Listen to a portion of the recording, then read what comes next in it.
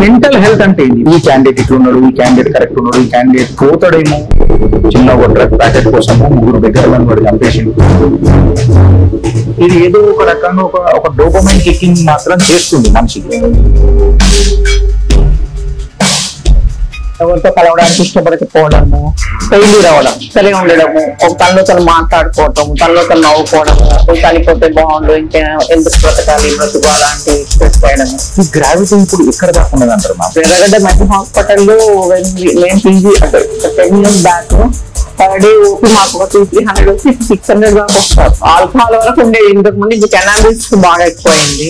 కెనబీస్ అని అంటే కొంచెం బంగు అంటారు కదా, బంగు, వీడ్, తర్వాత హషిష్, గాంజా, ఎస్పెషల్లీ యంగ్ పిల్లలు అనమాట, అంటే అడాలసెంట్స్, ఇంజనీరింగ్, మెడికల్ స్టూడెంట్స్ లో కూడా ఎక్కువ అవుతుంది. తర్వాత ఎల్ఎస్డి, కొకైన్, ఆంఫిటమిన్స్, స్టిమ్యులెంట్స్ అట్లాంటివి. ఎందుకంటామంటే బ్రెయిన్ మీద డైరెక్ట్ గా ఎఫెక్ట్స్ ఉంటాయి. ఎవరో తీసుకుంటే ఎట్లుంటుందో చూద్దాము, లేకపోతే ఎంజాయ్మెంట్, గాంజా, ఎల్ఎస్డి మాత్రం ఒకసారి తీసుకున్నా కూడా they have a bad effect on their brain. Parents మానసిక బాధ ఎట్లుంటది అంటే ఊళ్ళో కూడా ఇప్పుడు స్ప్రెడ్ అయిపోయింది. గాంజా వరకు అయితే అన్ని నూతన సాధనాలు అవైలబుల్ ఇది చేస్తున్నారు. ఇంకా అదర్ హైయర్ థింగ్స్ ఎక్కువ కార్పొరేట్ కల్చర్ లో ఎల్ఎస్డి, కొకైన్, కాఫీ అంత ఈజీగా అవైలబుల్ ఉండవు. అలాంటి కొంచెం కార్పొరేట్ కల్చర్ లో పబ్స్ లో అంత ఎక్కువ యూజ్ చేస్తారు. చాలా మంది మా దగ్గరికి వచ్చే వాళ్ళు మేము ఇది లైఫ్ ఉంది కదా, ఇంత డేంజర్ ఉంది కదా మాకు తెలియదు, ఎవరో చెప్తారు హై వస్తుంది, ఎంజాయ్ చేసాం, తీసుకున్నాం. ఆల్కహాల్ ఏంటి ఒక రోజు దొరకలేదు అనుకోండి, వాళ్ళు ఏం చేస్తారంటే ఎవరో అడుగుతారు ఫ్రెండ్స్ వాళ్ళని, మరీ దొరకలేదు పడుకుంటారు 50 rupees కోసం, గాంజా కోసం 3 beggars స్ట్రీట్ పడుకొని ఉంటారు. అగ్రెసివ్ అయిపోతారు, వైలెంట్ అయిపోతారు దొరకకపోతే. జనరల్లీ డ్రగ్స్ తీసుకుంటే ఎనలేని వెయ్యని కూడా బలం వచ్చినట్టు వాడు ఫీల్ అవుతాడు, అంటే బలం వచ్చినట్టు ఫీల్ అవుతారు. అట్లా at the same time depression లో పోయే వాళ్ళు కూడా ఉంటారు. అంటే వాళ్ళకి ఏమైనా బాధాకరమైన గుర్తొచ్చిన డిప్రెషన్ లోకి వెళ్ళిపోవటము. అది రీసెంట్ గా ఒక స్టడీలో చాలా లోయెస్ట్ మెట్రోపాలిటన్ సిటీస్ అన్ని హైదరాబాద్ మెంటల్ హెల్త్ పొజిషన్ చాలా లో ఉందని వచ్చింది. జై హింద్, జై భారత్, జై తెలంగాణ. ఫ్రెండ్స్, నేను మీ Girish Daramuni. Welcome to our channel Chitragupt.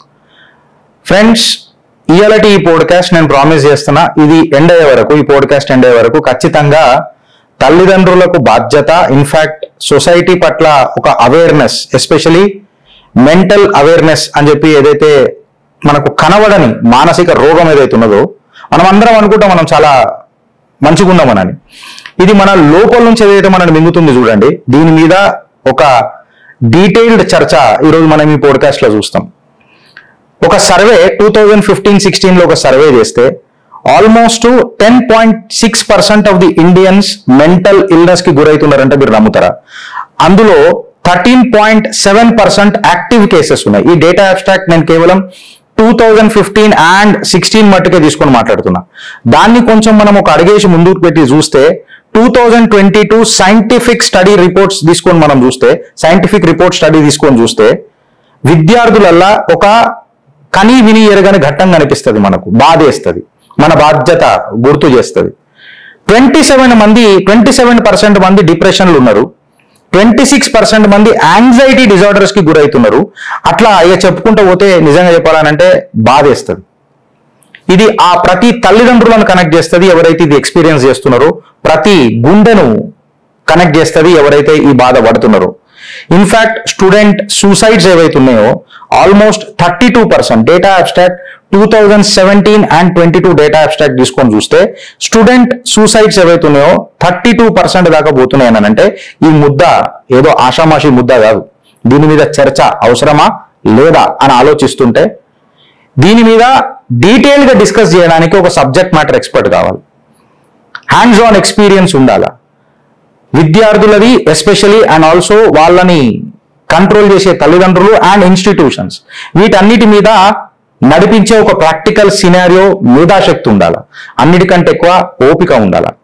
So చిత్రగుప్త్కి అలా we're very proud that she has taken her valuable time చిత్రగుప్త్కి వచ్చి మనకు ఈ కంప్లీట్ ఈ అవేర్నెస్ ప్రోగ్రామ్ మీద మాట్లాడడానికి మన దగ్గరికి సుధారాణి గారు మన దగ్గరకు వచ్చిండ్రు.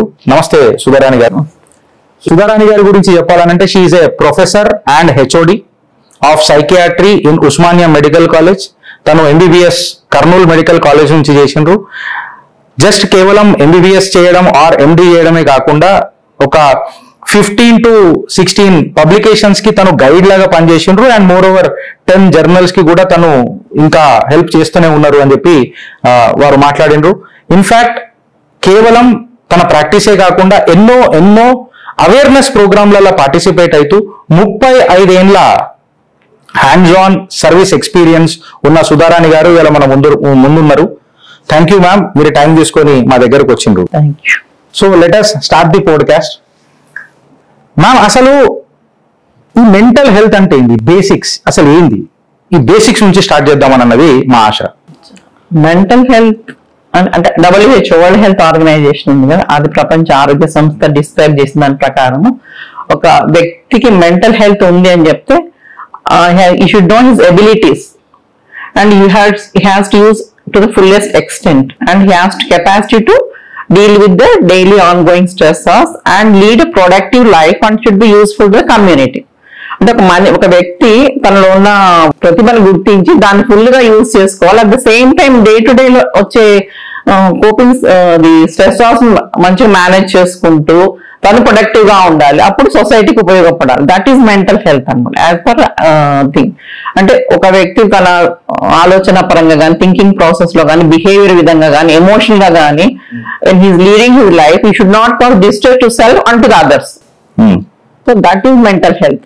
సో ఇప్పుడు మామూలుగా ఏంటంటే ఇప్పుడు ఇన్ని రోజులు మెంటల్ ఇల్నెసెస్ గురించి మాట్లాడుతున్నాం మనం, దాని ట్రీట్మెంట్స్ దాని గురించి. ఇప్పుడు కరెంట్ సినేరియో ఏంటంటే promotion of the mental health, positive mental health ని ఎలా ప్రమోట్ చేయాలి స్టూడెంట్స్ లో కానీ, వర్కింగ్ క్లాస్ లో కానీ, ఈవెన్ పాపులేషన్ లో. That is focus of government now. So for that reason we're doing so many awareness camps అవన్నీ చేస్తున్నాం. అంటే మ్యామ్, ఇప్పుడు you being a subject matter expert, ఖచ్చితంగా యూ హ్యావ్ దట్ మీ మైండ్ లో, సబ్ కాన్షియస్ బ్రెయిన్ లో నడుస్తూ ఉంటది. This is mental awareness.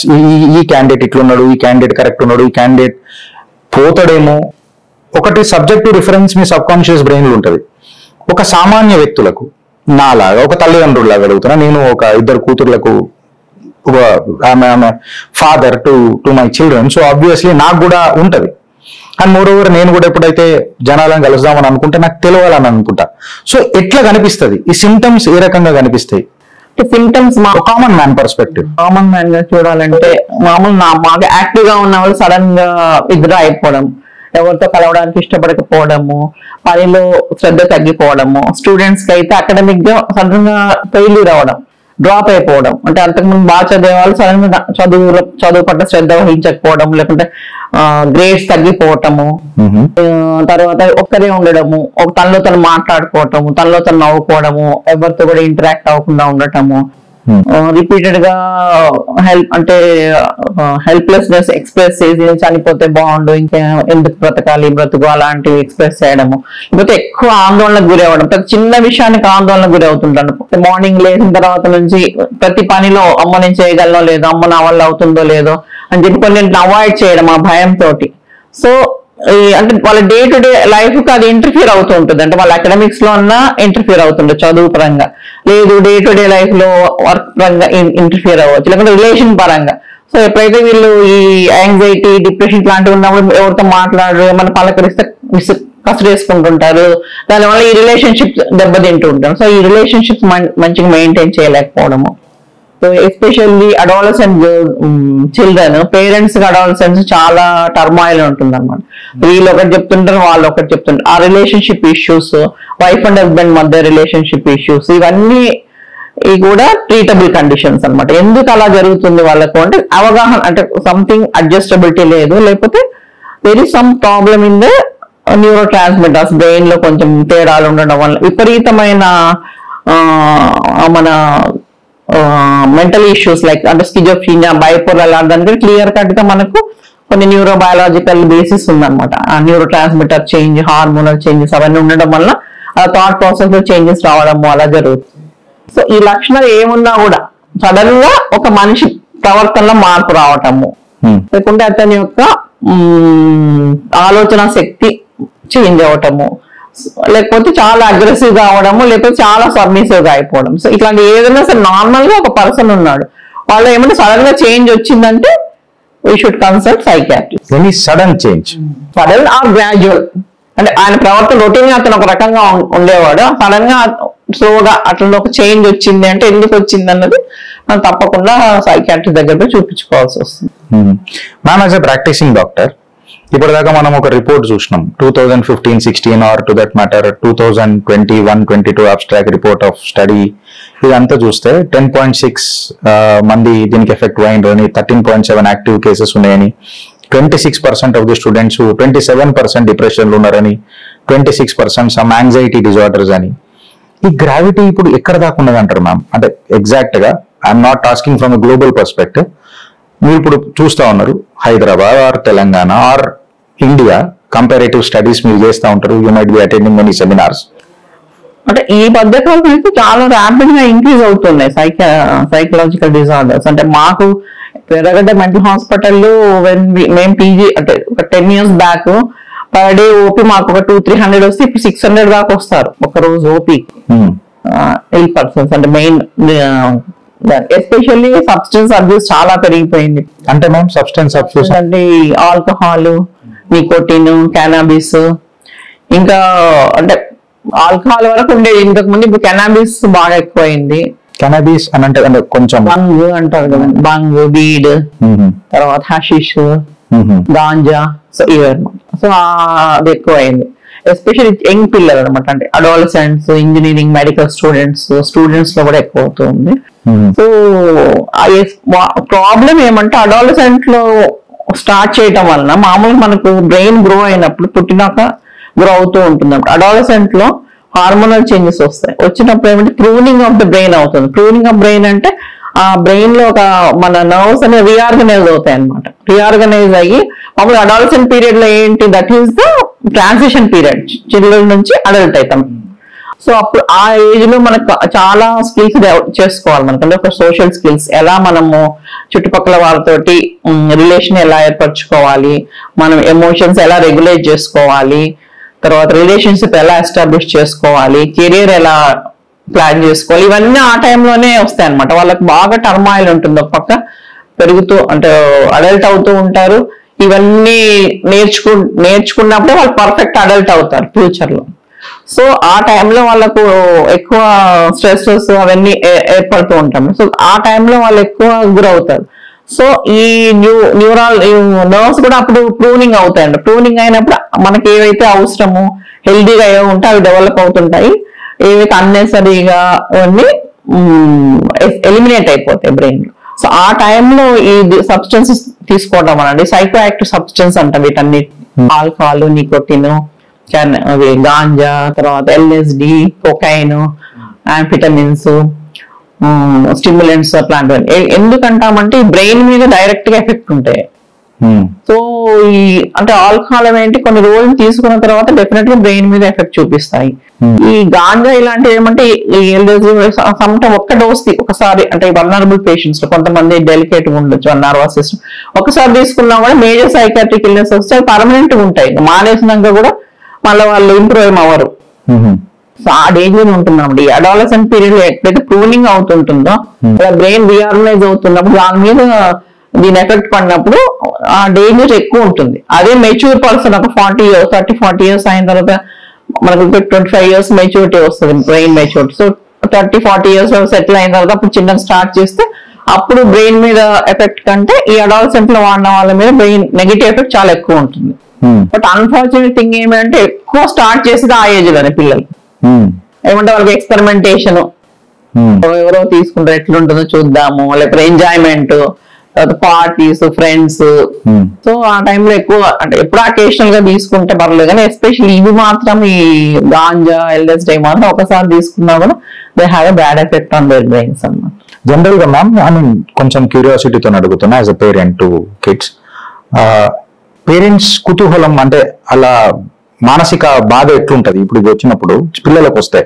ఎందుకంటే మనం చిన్న దెబ్బ తాకితేనే తట్టుకోము, రిపకర్షన్స్ ఏ రకంగా ఉంటాయి, అండ్ మోర్ ఓవర్ దీనికి రూట్ కాసెస్ ఏముండొచ్చు మీ బెస్ట్ ఎక్స్పీరియన్స్ లా? మీరు మేబీ ఫ్యామిలీ కౌన్సిలింగ్ ఇయర్, నాకు I know definitely what are your limitations, but as a curiosity నేను అడుగుతున్నాను. Because as a doctor obvious గా మనము జస్ట్ మందులు రాయడం కంటే మానసికంగా పేషెంట్ అర్థం చేసుకొని మందులు ఇస్తే అది కరెక్ట్ గా ఇముడుతుంది అని చెప్పి మనము మన తెలంగాణలో మాట్లాడుకుంటాం. సో నా రిక్వెస్ట్ ఏంటంటే ma'am, what is the psychology of the parents? General గా ఇట్లాంటి అడాల్సెంట్ పిల్లలు ఎవరైతే ఇట్లాంటి బానిసలు ఇట్లాంటి దానికి బానిస కావడం అనేది ఏదో ఒక ఇంపాక్ట్ ఉంటుంది. సో పేరెంట్స్ ది ఏమన్నా రోల్ ఉందా? స్కూల్స్ ఏమన్నా రోల్ ఉంటుందా? లేదంటారా ఈ మధ్య ఒక కార్పొరేట్ స్కూల్ కల్చర్ అనేది పెద్దగా అయిపోయింది. ఇది రూరల్ స్కూల్ చిల్డ్రన్ లో మీకు ఎక్కువ కనబడుతుందా, లేకపోతే కార్పొరేట్ స్కూల్స్ నుంచి ఎక్కువ కనబడుతుందా? I just wanted to have a over view to the subject. అంటే రూరల్ లో కూడా ఇప్పుడు స్ప్రెడ్ అయిపోయింది. గాంజా వరకు అయితే అన్ని నూకన్ కార్నర్ లో అవైలబుల్ ఉంది, యూజ్ చేస్తున్నారు. ఇంకా అదర్ హైయర్ థింగ్స్ ఎక్కువ కార్పొరేట్ కల్చర్ లో ఉంటాయి. LSD, కొకైన్ అవి కాస్ట్లీ ప్లస్ అంత ఈజీగా అవైలబుల్ ఉండవు. అలాంటి కొంచెం కార్పొరేట్ కల్చర్ లో పబ్స్ లో అట్లా ఎక్కువ యూజ్ చేస్తారు. ఫస్ట్ ఆఫ్ ఆల్ ఏమంటే మనకు పిల్లలు స్టార్ట్ చేసినప్పుడు వార్నింగ్ సైన్స్ కొంచెం అంటే పేరెంట్స్ చాలా అటెంటివ్ గా ఉండాలి. లేకపోతే స్కూల్లో అవైలబిలిటీ అంటే కొంచెం టీచర్స్ వాళ్ళు ఉన్నప్పుడు కొంచెం తక్కువనే ఉండొచ్చు అవైలబిలిటీ. అది ఆఫ్టర్ స్కూల్ ఫ్రెండ్స్ కలిసి తీసుకోవడం అట్లా. సో ఇంటికి వచ్చి అంటే మామూలు పేరెంట్స్ అలర్ట్ గా ఉంటే ఆ ఏజ్ గ్రూప్ లో ఫస్ట్ థింగ్ ఏంటి సగం అవేర్నెస్ ఉండటం పిల్లలకు. ఇప్పుడు చాలా మంది మా దగ్గరికి వచ్చే వాళ్ళు మేము ఇది ఇట్లా అవుతుంది కదా, ఇంత డేంజర్ ఉంది అంటే మాకు తెలియదు, ఎవరో చెప్తారు ఇట్లా హై వస్తుంది ఎంజాయ్ చేయొచ్చు అని తీసుకున్నాం అంతే, ఇంత డేంజర్ అని తెలియదు అని చెప్తారు అన్నమాట. సో అవేర్నెస్ అంటే పేరెంట్స్ కానీ స్కూల్స్ లో కానీ ఒక అవేర్నెస్ డ్రగ్స్ అనేవి ఇలా ఉంటాయి, వాటి వల్ల ఇల్ ఎఫెక్ట్ ఉంటుంది. చాలా మందికి ఏంటి బయట పాజిటివ్ ఎఫెక్ట్. నేను ఒకసారి చూసాను JNTUలో JNTUలో సీట్ రావడం అంటే చాలా కష్టం. ఇంజనీరింగ్ వచ్చింది అప్పటి వరకు చాలా టాపర్ అబ్బాయి. సో వచ్చిన తర్వాత బాగా డ్రాప్ అయిపోయాడు అకాడమిక్స్ లో. వాళ్ళ మదర్ కు కన్సర్న్ వచ్చింది, రోజు చూస్తున్నా లేట్ గా రావడము, తలుపు తీయగానే వాళ్ళ అమ్మ అసలు ఫేస్ కూడా చేయకుండా బెడ్రూమ్ లోకి వెళ్ళిపోయి తలుపు వేసుకొని నేను తిన్నాను ఇంకా అని చెప్పేసి పడుకుంటున్నా. సో ఒకరోజు ఎందుకు అట్లా అని చూస్తుందంటే ఈమెకు డౌట్ వచ్చింది అనమాట. సో తీసుకొని వచ్చాను, చాలా డినే చేశారు. యూరిన్ టెస్ట్ అడ్వైజ్ చేశాను, యూరిన్ టెస్ట్ లో మనకు తెలుస్తుంది. సో అక్కడ కూడా ఇప్పుడు మేనేజ్ అనమాట ఎట్లనో పాజిటివ్ రాకుండా. సో మళ్ళీ వచ్చి తర్వాత మళ్ళీ పర్సనల్ గా ఒక ఎవరితో చెప్పము అని కాన్ఫిడెన్షియల్ అడిగినప్పుడు he expressed but he's taking. How he came to know అంటే వాళ్ళకు ఒక గ్రూప్ ని తీసుకొని పోయి సమ్ క్లబ్ లో they showed that how enjoyable it is and it has no dependence. అంటే ఒక సైకలాజికల్ డిపెండెన్స్ ఉంటుంది క్యానబిస్ తోటి, ఫిజికల్ డిపెండెన్స్ ఉండదు. సో దాని అడ్వాంటేజెస్ డిపెండెన్స్ ఉండదు అని వీళ్ళు ప్రొజెక్ట్ చేస్తారు drug peddlers. But psychological dependence చాలా సివియర్ గా ఉంటుంది కంపేర్ టు ఆల్కహాల్. ఆల్కహాల్ ఏంటి ఒక రోజు దొరకలేదు అనుకోండి, వాళ్ళు ఏం చేస్తారంటే ఎవరు అడుగుతారు ఫ్రెండ్స్ వీళ్ళు మరీ దొరకలేదు ఇంటికి వచ్చి పడుకుంటారు. వీళ్ళు అట్లాగా they will do anything for ganja. 50 మా దగ్గర ఒక క్రిమినల్ ఉన్నాడు, 50 రూపీస్ కోసం గాంజా కోసం he kill 3 beggars on street పడుకొని ఉంటాయి. And he came to us అనమాట. సో అంత అడిక్షన్, అంత పవర్ అంటే డిపెండెన్స్ ఉంటుంది దానికి.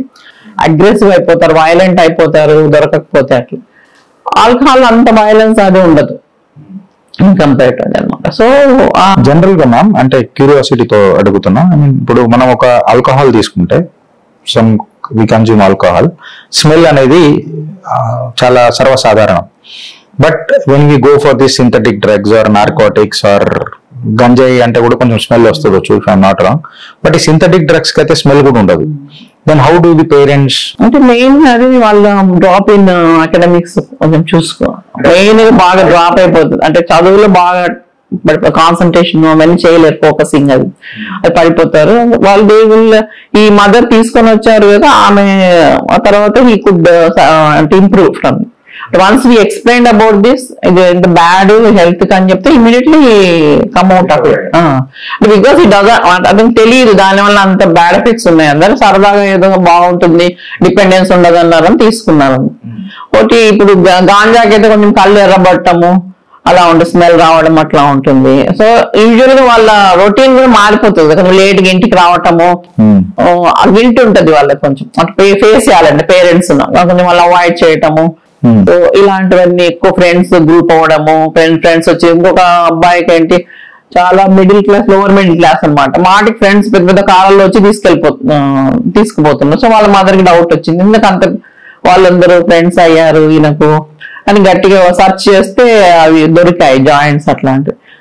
ఆమెకి ఏం భయం అంటే అసలు డ్రగ్ పెడ్లర్ చేసేస్తారేమో కొన్ని రోజులు అలవాటు చేసి అని చెప్పేసి. ఆ అబ్బాయి కూడా చెప్పింది అదే, మా దగ్గరికి అయితే నాకు అవేర్నెస్ తెలియదు అని. షీజ్ ఓన్లీ సన్ ఆమెకు, ఇంగ్లీష్ మదర్ అన్నమాట. But he could come out of it, ganja తీసుకొని. అట్లా అంటే మనం కీన్ గా అబ్జర్వ్ చేస్తే ఎలాగో అంటే వాళ్ళ దగ్గర అవి దొరకడమో, రెమినెంట్స్ ఉండటమో, లేట్గా ఇంటికి రావడము, సరిగ్గా ఫేస్ చేయలేకపోవడం, ఇలాంటి ఏమన్నా ఉన్నప్పుడు పేరెంట్స్ కీన్ గా ఉంటే మాత్రం దే కెన్ ఐడెంటిఫై, అట్లీస్ట్ వాళ్ళు యూజ్ చేస్తున్నారేమో అని డౌట్ అయితే వస్తుంది. యూరిన్ స్క్రీన్స్ ఉంటాయి, 9 డ్రగ్ ప్యానల్ స్క్రీన్స్, అవి చేసినప్పుడు ఒకసారి తెలుస్తుంది అనమాట. ఇప్పుడు మీరు జనరల్ గా ఒకటి చెప్పినప్పుడు ma'am, I could recollect something like ఏమంటారు, ఒక నెట్ఫ్లిక్స్ సీజన్ లాగా ఆ క్రైమ్ రేట్ నాకు కనపడ్డది. అంటే ఒక డ్రగ్ ప్యాకెట్ కోసము 3 బెగ్గర్లను వాడు చంపేసిండు Girish, so is the gravity అని అన్నారు. అంటే ఇది ఏదో ఒక రకంగా ఒక డోపమైన్ కిక్కింగ్ మాత్రం చేస్తుంది మనిషికి. వాడు age, constitution of this country, law and order ఇవన్నీ పక్కన పెట్టి just for the sake of that few grams of that cocaine or whatever it is, దీనికి బానిస అవుతున్నాడు అని అంటే మెంటల్ మీద దీని ప్రభావం ఎట్లుంటది మ్యామ్? అంటే ఏ రకంగా స్పైక్ చేస్తుంది అంటారు పిల్లలకు? ఫర్ ఎగ్జాంపుల్, తల్లిదండ్రులు గుర్తుపట్టిండ్రు, ఫ్రెండ్స్ గుర్తుపట్టిండ్రు, వెల్ విషర్స్ గుర్తుపట్టిండ్రు. సడన్లీ వాడు కౌన్సిలింగ్ రావాలంటే కూడా రాకపోవచ్చు. పిల్లలు అంటే భయానికి వస్తారు. బట్ అడల్ట్స్, వాడు ఆల్రెడీ ఒక ఉద్యోగం చేస్తున్నాడు, సంపాదన ఉన్నాడు, వాడు సొసైటీలో గట్టుకున్నాడు. సడన్ గా వాడు ఒక కౌన్సిలింగ్ కి రావాలన్నా, లేదా మెడికేషన్ కి డాక్టర్ దగ్గరికి రావాలన్నా ఇట్స్ ఏ ఛాలెంజ్. ఇప్పుడు నాలాంటి మొండోడు ఉన్నాడంటే ఆబ్వియస్ గా నాకే అంత తెలుసాను అన్నట్టు ఒక ఫీలింగ్ లో నేను ఉంటా. సో ఈ మెంటల్ ఇష్యూ ఎట్లా తయారవుతుంది మ్యామ్? డిపెండెన్స్ ఉన్న తర్వాత ఇట్ ఇస్ వెరీ, అంటే కొంచెం కష్టమే వాళ్ళని తీసుకొని రావడం. మా వరకు పేరెంట్స్, ఇంకా వైఫ్, చిల్డ్రన్, ఎవరో ఒక సెంటిమెంట్ ఉంటుంది కదా, ఆ సెంటిమెంట్ తోటి అలా తీసుకొని వస్తారు, ఎక్కువ తీసుకొని వస్తారు మా దగ్గర. వచ్చిన తర్వాత ఇక్కడ కౌన్సిలింగ్స్, దాని నెగటివ్ ఎఫెక్ట్స్ ఇవన్నీ చెప్పినప్పుడు మారే అవకాశం ఉంటుంది. Is there any some telepathy medicine అట్లాంటిది మనకి ఇట్లా ఉంటుందా మ్యామ్? అంటే సపోజ్ వాడు రాడు అని చెప్పి డిసైడ్ అయిపోతే, టెలిమానస్ అని ఒకటి ఉంది మన దగ్గర. టెలిమానస్ ఉంది, దాంట్లో 24/7 అవైలబుల్ ఉంటారు, కౌన్సిలర్స్ అవైలబుల్ ఉంటారు. ఏవైనా కూడా వాళ్ళకి నంబర్ 14416 అనుకో, ఆ నంబర్ కు కాల్ చేస్తే దేర్ అవైలబుల్, కౌన్సిలర్స్ అవైలబుల్ ఉంటారు. వాళ్ళు అక్కడ ఆన్లైన్ లో కౌన్సిలింగ్ అవన్నీ ఇస్తారు.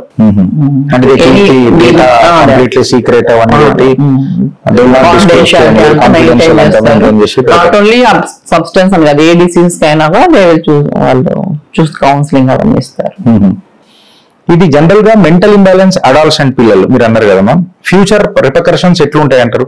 ఫర్ ఎగ్జాంపుల్, ఇప్పుడు మీరు అన్నారు ఇది తీసుకున్న తర్వాత, ఓసారి గిరీష్ గంజాయి తీసుకున్న తర్వాత కూడా వాడు మానేసినాక కూడా ఇది ఇంపాక్ట్ ఉండొచ్చు అని అన్నట్టు అన్నారు. ఏ రకంగా క్రియేట్ చేస్తారు? గాంజా తీసుకున్న తర్వాత వాళ్ళకు ఇల్నెస్ ప్రెసిపిటేట్ అయింది అనుకో, స్కిజోఫ్రీనియా లాంటి అవి ఉంటాయి పర్మనెంట్. కానీ మీరేదో అన్నారు మ్యామ్, అది కొంచెం స్కిజోఫ్రీనియా, అది మేజర్ సైకాట్రిక్ సింప్టమ్స్ ఏముంటాయి మ్యామ్?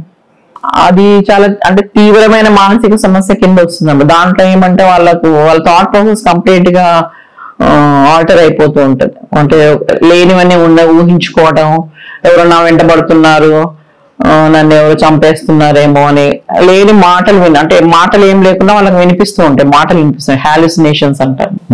ఆ మాటలు ఎప్పుడు కూడా నెగిటివ్ గా వినిపిస్తుంటాయి, బెదిరించినట్టుగా, తిట్టినట్టుగా అట్లాంటివి వినిపిస్తుంటాయి. అవి వినిపించేసి ఇంకెవరో మమ్మల్ని ఫాలో అవుతున్నారు, నాకు అగెనెస్ట్ ఉన్నారు. సో ఆ మాటలు కూడా మనకు తెలిసిన వాయిసెస్ లోనే వినిపిస్తాయి. అంటే యాక్చువల్లీ వినపడేది ఏంటి, లోపల మన బ్రెయిన్ లో డోపమిన్ లెవెల్స్ అవి ఆల్టర్ అయిన వల్ల అట్లా వినిపిస్తాయి అనమాట. కానీ అది మనకెంత, నేను మాట్లాడినప్పుడు మీకు ఎంత స్పష్టంగా వినిపిస్తే అంత స్పష్టంగా వినిపిస్తాయి.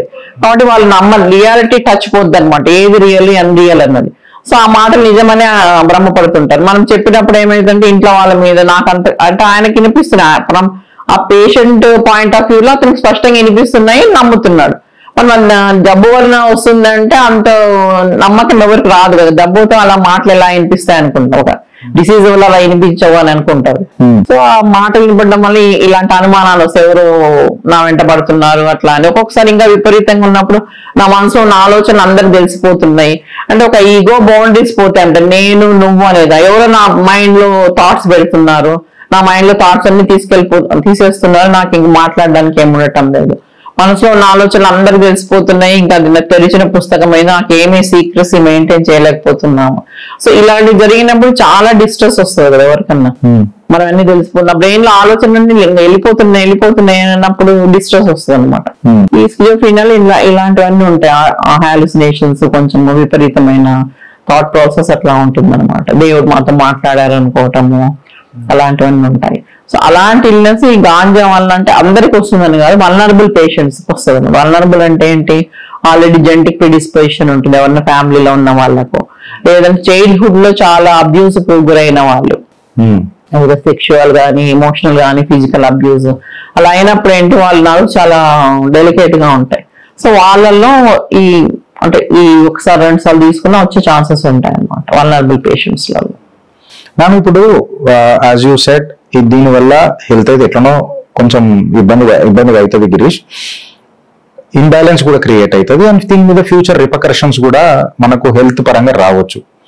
బట్ మై క్వశ్చన్ ఈస్, అంటే హెల్త్ పరంగా ఏదైనా వస్తే అట్లీస్ట్ మీ డాక్టర్స్ ఉన్నారు, ఐ మీన్ ఆబ్వియస్ గా కొంచెం ప్రాణదానం చేసే డాక్టర్స్ ఉన్నారు, if it is not in to an extreme case. But if it kicks in to some suicidal attempts, ఇప్పుడు మీరు అన్నారు వాడికి ఆ డ్రగ్ దొరకకపోతే ముగ్గురిని చంపిండు, వాడు కూడా చంపుకోనికి వెనకకు ఓడు. సూసైడల్ కేసెస్ ఏమన్నా అయితాయా? ఇది ఇంపాక్ట్ ఎట్లా క్రియేట్ అవుతుంది? అంటే ఇంటాక్సికేషన్ ఏదన్నా సరే, అంటే ఇప్పుడు ఆల్కహాల్ కానివ్వండి, ఏమన్నా డ్రగ్స్ లో ఇంటాక్సికేషన్ స్టేజ్ పోయినప్పుడు సూసైడల్ రేట్స్ ఎక్కువనే ఉంటాయి వాళ్ళకి compare to normal people. So అదొక కాజ్ సూసైడ్ కి మెయిన్. జనరల్లీ డ్రగ్స్ తీసుకుంటే ఎనలేని వెయ్యి అని కూడా బలం వచ్చినట్టు వాడు ఫీల్ అవుతాడు, అంటే బలం వచ్చినట్టు ఫీల్ అవుతారు. అట్లా at the same time depression లోకి పోయే వాళ్ళు కూడా ఉంటారు అనమాట. అంటే వాళ్ళకి ఏమైనా బాధాకరమైన గుర్తొచ్చినప్పుడు డిప్రెషన్ లోకి వెళ్ళిపోవటము ఎక్స్ట్రీమ్ ఉంటది కదా, ఇటైనా ఉంటుంది. ఒకసారి అంటే నేను చాలా గ్రేట్ అని చూపించుకోవడానికి కూడా కొంతమంది రిస్క్ తీసుకుంటారు ఉంటా, జంప్ చేయటము హైట్ నుంచి, నేను ఇక్కడ నుంచి అయినా జంప్ చేయగలను అట్లా అని, దాని వల్ల కూడా అవుతాయి. అది మెయిన్ ఒక కాజ్. ఇంకొక depression. So 85% of the persons suicide చేసిన వాళ్ళు ముందు అట్లీస్ట్ కొన్ని రోజులన్నా డిప్రెషన్ ఎక్స్పీరియన్స్ అవుతారంట. అది మనం క్యాచ్ చేయాలి. అది ఎవరు క్యాచ్ చేయగలరు? క్లోజ్ గా ఉన్న వాళ్ళు, ఏదైనా ఇప్పుడు ఫ్యామిలీ మెంబర్స్ కానీ క్లోజ్ ఫ్రెండ్స్ అట్లా కానీ. అంటే వాళ్ళు కొంచెము డల్ గా ఉండడము, ఇంట్రెస్ట్ చూపించకపోవడము, ఇంకా అంటే ఇంకేముందులేనే అయిపోవడం, లేకుంటే వాళ్ళు ఎవరైనా ఎప్పుడైనా అడిగిన బిలాంగింగ్స్ ఎప్పుడైనా అడిగింటారు కదా ఇచ్చేసేయటము, లేకుంటే సూసైడ్ నోట్ రాయడము, లేకుంటే అవి మెథడ్స్ వెతకటము. తర్వాత ఎస్పెషల్లీ ఇప్పుడు ఇన్స్టాగ్రామ్ లో అవి ఉన్నాయి, దాంట్లో నెగిటివ్ సాడ్ పోస్ట్లు పెట్టడము. సో అలాంటివన్నీ చేస్తూ ఉంటాం. అవన్నీ మనం క్లీన్ గా చూసుకుంటే తెలుస్తుంది వాళ్ళకి కొంచెము ఏదో డిప్రెషన్ లో ఉన్నారు అని. సో అప్పుడు మనము ట్రీట్ చేస్తే 100% ప్రివెంట్ చేయొచ్చు సూసైడ్స్ ని. కొన్ని ఇంపల్సివ్ గా ఉంటాయి. ఇంపల్సివ్ అంటే సడన్ గా కొడవబడి ఏదన్నా అయినప్పుడు సడన్ గా పోయి చేసేసుకోవడం అట్లా ఉంటాయి. సో అదేమంటే మన మేనేజ్మెంట్ కొన్ని పర్సనాలిటీ డిజార్డర్స్ లో ఉంటాయి, బార్డర్ లైన్ పర్సనాలిటీ అని. ఇలాంటి వాళ్ళు సడన్ గా సూసైడ్ చేసుకుంటే ఇంపల్సివ్ ఉంటారు వాళ్ళు. జనరల్ గా ma'am 80,000 cases per year suicide cases. అందులో స్టాటిస్టిక్స్ చూస్తే I mean when we offline discuss చేస్తున్నప్పుడు కూడా మీతో 15 to 29 ఇయర్స్ ఏజ్ మధ్యలో బాగా ఎక్కువ ఉంది గిరీష్ అని చెప్పి ఇన్ఫార్మల్ గా మీరు నాతో మాట్లాడినప్పుడు కూడా నాకు చెప్పింది. అదే ఇంత చిన్న వయసులో అది ఏం ముక్కు పచ్చలారని వయసులో సడన్ గా నేను చచ్చిపోతే నాకు మోక్షం దొరుకుతుంది అని అనడం, ఇది నేను తల్లిదండ్రులను తప్పు పట్టాలా, శిక్షణ ఇచ్చిన గురువులను తప్పు పట్టాలా, లేకపోతే 15-20 years I mean today we're matured enough, today we're obviously matured enough ma'am. అదో ఎల్కేజీ పోయే పిల్లలకు కూడా మెచ్యూరిటీ ఉంటున్నది ఈ రోజులలో. What is good, what is bad, I mean మన ఆ లెవెల్స్ ఆఫ్ వరల్డ్ లా బతుకుతున్నాం ఇన్స్టింక్ట్స్ లలో. బట్ ఈ ఏజ్ లలో సూసైడ్ అంటే మెయిన్ గా ఆ ఏజ్ గ్రూప్ లో సూసైడ్స్ ఇదే సబ్స్టెన్స్ అబ్యూస్ ఒక కారణం అవుతుంది. ఒకటి అకాడమిక్ స్ట్రెస్, నెక్స్ట్ ఏంటి లవ్ ఫెయిల్యూర్స్, ఇవి ఎక్కువ మేజర్ కాజెస్ అంటారు. సో అకాడమిక్ స్ట్రెస్ అంటే ఇప్పుడు ఎలా అవుతుందంటే నేను ఒక పేషెంట్ చూసాము, ఆల్మోస్ట్ ఇద్దరు వాళ్ళంతా వాళ్ళకే ఒక టార్గెట్స్ పెట్టుకున్నారు, ఐఐటీలో సీట్ తెచ్చుకోవాలి. సో చేరారు, వాళ్ళ పేరెంట్స్ ఏం అవసరం లేదు, నీకు ఐఐటి కాదు అసలు ఏం లేకున్నా పర్లేదు అని చెప్తున్నా కూడా వాళ్ళ కజన్ కి ఎవరికో ఐఐటి సీట్ వస్తే ఎవ్రీబడి ప్రైజ్, చాలా గొప్ప అబ్బా ప్రైజ్ చేస్తారు, నాకు అలాంటి ప్రైజ్ కావాలి, నేను ఐఐటీలో తెచ్చుకోవాలి. సో జాయిన్ అయింది. బట్ ఆమె కోపం చేయలేకపోతా ఉంది. సో అక్కడ ఇంకా బాగా కాన్ఫ్లిక్ట్ వచ్చేస్తుంది అనమాట. అదొక అవమానం లాగా ఫీల్ అయిపోవటం వాళ్ళు. ఇంకా ఆ అమ్మాయికి సిమ్టమ్స్ చిన్నగా మొదలయ్యాయి. అంటే ఆ కాన్ఫ్లిక్ట్ లో ఏమైతుంది, ఇప్పుడు చదవలేకపోతుంది, at the same time accept చేయలేకపోతుంది నాకు వద్దులే ఐఐటి అన్నది. సో ఆ కాన్ఫ్లిక్ట్ లో ఫిజికల్ సిమ్టమ్స్ వస్తున్నాయి, సడన్ గా గిడ్డినెస్ వచ్చి పడిపోవడము అట్లాంటివన్నీ. సో ఆ టైంలోనే వాళ్ళు తీసుకొని వచ్చారు. అప్పుడు ఆ అమ్మాయికి కౌన్సిలింగ్ ఆ అమ్మాయి అడిగితే అదే చెప్తుంది అనమాట, ఇట్లా వాళ్ళు బాగా ఇంపార్టెన్స్ ఇచ్చారు, నాకు అట్లాంటి ఇంపార్టెన్స్ ఇవ్వాలి అని కోరుకుంటున్నాను, దానికోసం అక్కడ. కానీ మన కెపాసిటీ బట్టి మనం టార్గెట్స్ పెట్టుకోవాలి. ఓకే, టార్గెట్స్ అనేవి అసలు పెట్టుకోకూడదు నన్ను అడిగితే. మన కెపాసిటీ ఏంటి, చదువు వరకే. నేను ఎన్ని గంటలు చదవగలను, నా కెపాసిటీ రోజు 5 గంటలు చదవగలనా, 10 గంటలు చదవగలనా, 6 గంటల ఏం అంతే చదవాలి, వదిలేసేయాలి. రిజల్ట్ ఏదో ఒకటి వస్తుంది, ఇంకా మన కెపాసిటీని బట్టి మనం చదువుతాం, ఏదో వస్తుంది యాక్సెప్ట్ చేయాలి. ముందే రిజల్ట్ గురించి వచ్చి ఏం వస్తుందో ఏం రాదో, కాకపోతే ఎట్లా ఫేస్ చేయాలి అందరినీ. సో దీనివల్ల ఎక్కువ ఇంకా యాంగ్జైటీ, ఇంకా పర్ఫార్మెన్స్ తగ్గిపోతుంది. సో పిల్లలే టార్గెట్స్ పెట్టుకుంటున్నారు వాళ్ళు. Just I'm informal with you. ఇప్పుడు జనరల్ గా మేము స్టూడెంట్స్ అనలేదు, కానీ మేము ఇప్పుడు మా ఏజ్ గ్రూప్ అరౌండ్ 40 అందరం కూర్చున్నప్పుడు ఎవడన్నా వచ్చిందంటే మేమే అనుకుంటాం, అరే డిప్రెషన్ క్యాండిడేట్ వచ్చిండ్రు అని ఇట్లా మజాకులు అంటాం. డిప్రెషన్ క్యాండిడేట్, డిప్రెషన్ ఇప్పుడు మీతో మాట్లాడుతుంటే నాకు ఏమనిపించింది అని అంటే, అది ముందే కనిపెడితే అది ఒక సంజీవని. బట్ దాన్ని మనం హేళన చేసినా మజాక్ చేసినా అదొక ఊతపదం అయిపోయింది. ఏదైనా డిప్రెషన్ క్యాండిడేట్, అదే డిప్రెషన్ ఒకటిరా ఇంతో ఉండడం అనేది ఒక నెగటివ్ అబ్సెషన్ సైకిల్ ఒకటి క్రియేట్ అవుతుందని మీరు అంటున్నారు. మెంటల్ హెల్త్, డిప్రెషన్, ఈ anxiety disorders, how they are interlink నా. పేరెంట్స్ తో ఈ రోజు పెద్ద పోరలు టైం స్పెండ్ చేయరు. Honestly 8th class 7th class వచ్చినారంటే I'm independent dad, mom please don't disturb me అన్న సైకాలజికల్ ఇన్స్టింక్ట్స్కి వెళ్ళిపోతారు. దోస్తులు అంటే బాగా అరే ఇక జిల్జిల్జిగా లైఫ్ అని అన్నట్టు ఉంటారు. School, tuitions, recreation and friends, this has become 80% of the world to the students today. ఇక్కడ పోరలు ఇప్పుడు 15 to 29 మధ్యలో సూసైడ్ అని అంటే వాడిగా ఫ్రెండ్షిప్ సర్కిల్ అనే వాడికి ఏదైనా డ్యామేజ్ అయి ఉండాలి. Then parents are very strong to support. ఇప్పుడు మీరు అన్నారు ఐఐటి వస్తే ఏంది రాకుంటేంది, బట్ వాడు సూసైడ్ చేసుకుంటాడు.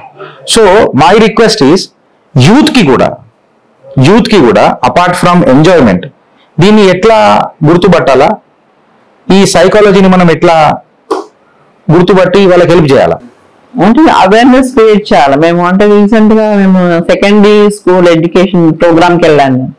అక్కడ టీచర్స్ ట్రైనింగ్ అనమాట. అంటే అట్లా I to identify the mental disorder ఏమైనా ఉంటే స్టూడెంట్స్ ఎలా ఐడెంటిఫై చేయాలా, ఈచ్ ఇల్నెస్ ఎలా ఐడెంటిఫై చేయాలా.